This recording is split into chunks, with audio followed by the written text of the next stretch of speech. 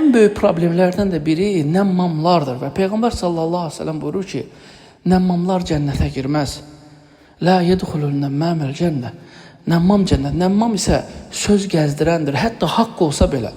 O haqq olsa belə gedib filan kəsin sözünü, filan kəsə deyirsə o insan nəmmamdır. Bilin ki, o sizin də sözünüzü başqa adamlara deyir.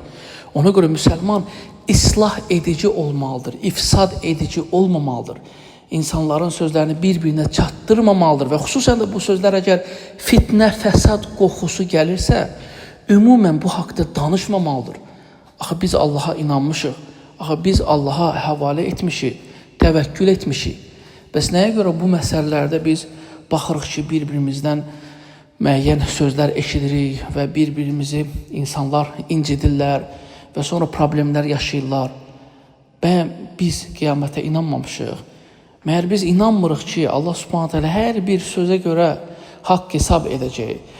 Məyər biz bu ayətə inanmamışıq ki, Uca Allah Quran-ı Kərimdə buyurur ki, Bismillahirrahmanirrahim. Sizin sağınızda və solunuzda oturan mələklər vardır və sizin hər bir sözünüzü yazırlar. Ona görə nəyə görə biz bir-birimizi bu formada incitməliyik? Kimsə kimiz haqqında pis danışdırsa və sən də onu eşitdinsə, özünü eşitməməzliyə vur. Dərhal o sözü gedib ona çatdırıb fitnə və fəsad etməyə çalışma və bil ki, bunun qiyamət günü bir sorğu sualı mütləq bir şəkildə olacaqdır.